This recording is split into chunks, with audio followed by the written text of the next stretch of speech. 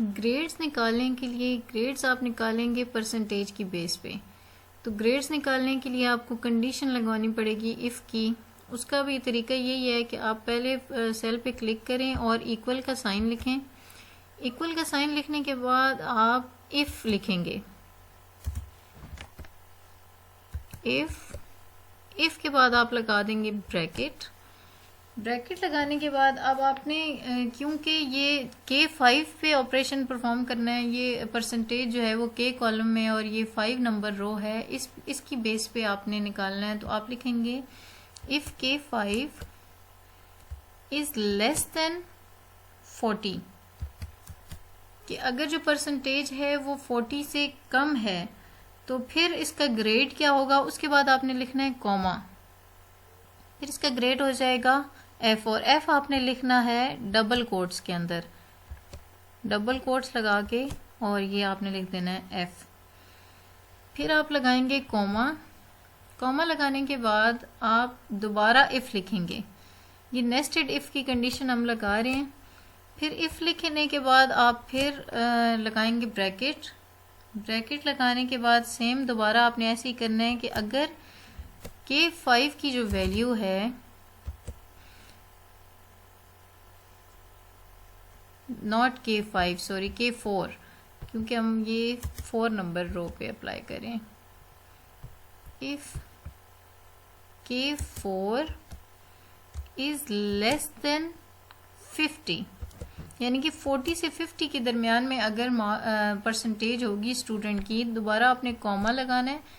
और कॉमा लगाने के बाद आपने फिर वही काम करना है कि डबल कोट्स लगाने हैं और लिख देना है अगर परसेंटेज लेस देन 50 है तो इसका ग्रेड बनेगा D।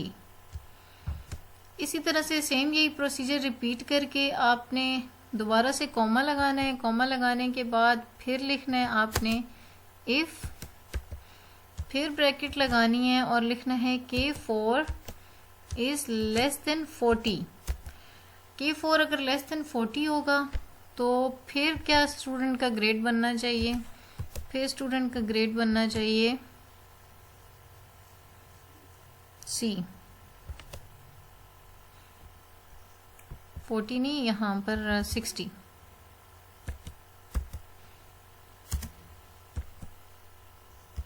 तो स्टूडेंट का ग्रेड होगा C, और C को आपने लिखना है डबल कोट्स में। ये लिखने के बाद मैं आपको एंड पे डिटेल में दिखा देती हूँ। फिर आपने कॉमा लगाना है और फिर लगानी है इफ़ की कंडीशन, और फिर आपने ब्रैकेट शुरू करनी है।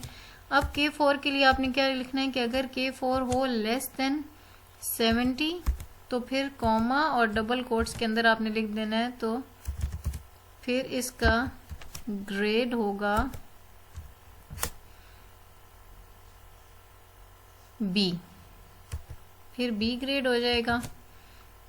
और फिर कॉमा लगाना है, फिर इफ़ की कंडीशन लिखनी है कि अगर K4 लेस देन 80 होता है, यानी कि अगर ये होता है 70 से 80 के दरमियान, तो फिर आप कॉमा लगाएंगे और इसका ग्रेड लिखेंगे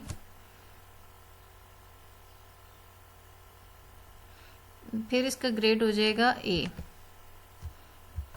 फिर कॉमा लगाएंगे, फिर इफ़ की कंडीशन लिखेंगे, फिर आप ब्रैकेट शुरू करेंगे, और अब आप दे रहे हैं फाइनल कंडीशन कि अगर K4 लेस देन 100 है, यानी कि 80 से 100 के दरमियान में है, तो फिर आप लगाएंगे, फिर इसका ग्रेड हो जाएगा A plus double quotes close. अब यहाँ तक सारी कंडीशंस हमारी कंप्लीट हो गई हैं। अब आपने करना क्या है कि तमाम ब्रैकेट्स जो हैं, देखिए आपने तमाम ब्रैकेट्स को क्लोज नहीं किया, सबको बारी बारी क्लोज करना है। 1 2 3 4 5 6, तो ये 6 ब्रैकेट्स क्लोज हो गए हैं। ये आपको अलग अलग कलर्स में नज़र भी आएंगी।